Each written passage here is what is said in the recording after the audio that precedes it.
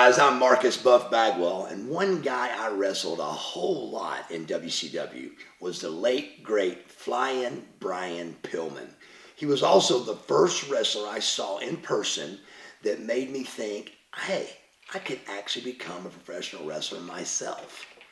But before we dive into that story, be sure to click the subscribe button right here on this video to stay in the loop for future videos. And if you want to check out wrestling, sports merch, or my own merch, or even book a cameo, then click the links in the description of this video.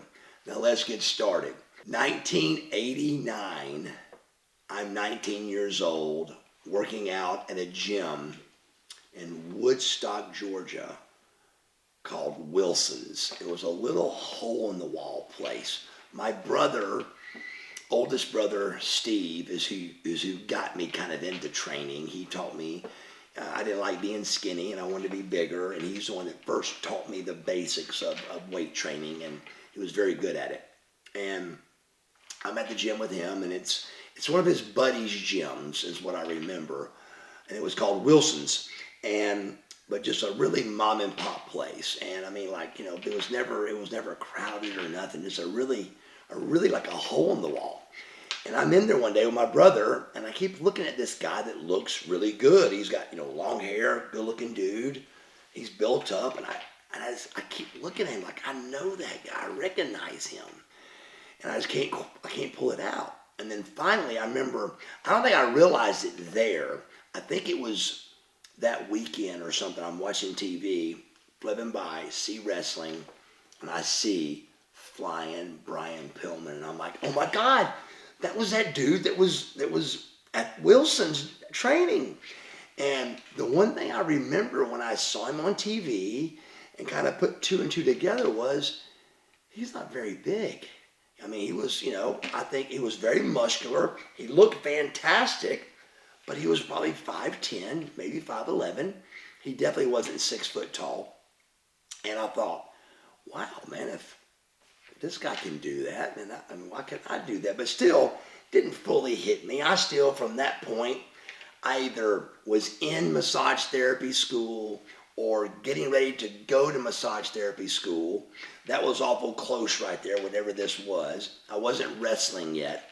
So I just remember when Missy kind of came to me and saw me and introduced the pro wrestling thing to me, I then tied together Brian Pillman and was just blown away that he wasn't, you know, as big as he was. And I thought, I can do this. I saw Brian Pillman. I told her about seeing Brian when she came up to me. So at a literally like a huge part of me being a pro wrestler is because of Flyin Brian Pillman.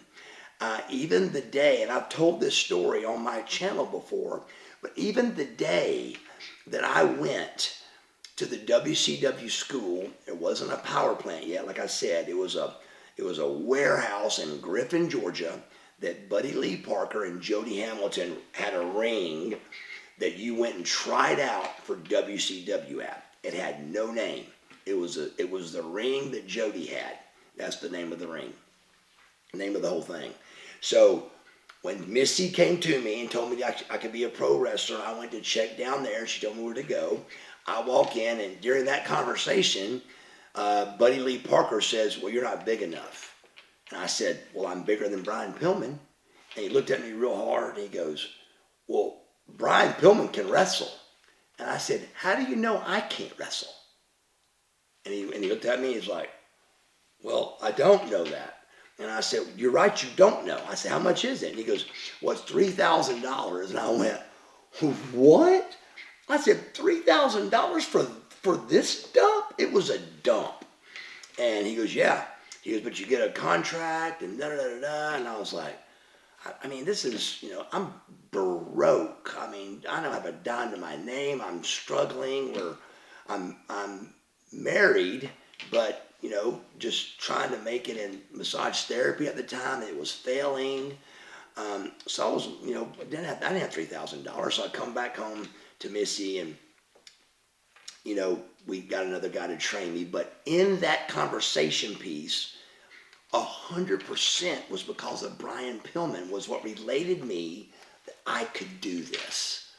Uh, I didn't care about his NFL background. I cared that I was an athlete. He was an athlete. He was this size. I'm that size. I can do this. So it was a big part. So as I came into WCW, we wrestled so many times together. He was a great guy, great wrestler, and I learned a lot from him. But a lot of great memories. We was on a great Clash of Champions one night. I remember we came out together, and the two rookies and the two young studs. It was a really great combo. We did a, back then, a high spot was just a slingshot over the top rope was, whoa, that was like high flying. But me and Pillman did just a over the top rope to the floor crossbody, perfectly timed. We didn't go over it. It was perfectly timed. Worked out great. I never done one of those in my life, but I did them with him, and he was a great wrestler, great athlete, and we had a lot of great matches. That was together. We had matches against each other as the Hollywood Blondes, and he was the Hollywood Blondes, and I had me and Scorpio, and then Stars and Stripes, and it was just a lot of great matches and stuff with Brian Pillman. A lot of great memories during that, but during these matches, you don't know anybody in your life, and I'm talking to everybody that's listening right now. Everybody listening to this, nobody knows somebody that's got two busted eardrums. Their left eardrum and their right eardrum is busted. If you happen to find somebody that you know that has two busted eardrums, it ain't gonna be by the same person. Mine is. Flyin Brian Pillman busted both my eardrums on completely different days, at least a year between the two instances. And you say to yourself, how does one guy bust both of your eardrums? Well, the first time he did it, where I'm facing him in a match, and we're doing a slap spot, and when you slap a guy, you either slap him here on the neck, or you slap him right in the face. That way you don't bust a guy's eardrum. Every wrestler knows that. Every actor, every stuntman, every pro wrestler knows to not go over the ear to bust the eardrum. Wow. I mean, blows it out. In the middle of a match, Knoxville, Tennessee, I'm staggering around. I finished the match because it was a tag match, but barely, because you get real dizzy and sick feeling. Your equilibrium's off when you get your eardrum busted. So I was angry because he busted my eardrum. We had words over it. I was like, God, Brian. He goes, I'm sorry, man. I go, sorry. I mean, it's not that. You gotta almost mean to. It really is that hard to bust an eardrum. You gotta swing hard, and you gotta kind of cup your hand. So I never found out if he meant to do it or not. But I'm still good friends with Brian. I gave him the benefit of the doubt. A year later. Now you think, how does a right-handed guy bust both eardrums? Well, now I'm selling on all fours, crawling toward my corner, selling like this toward the corner, and he's above me with his right hand, and my right eardrum now, wow, busts my right eardrum. I stood straight up, and I punched him right in the mouth.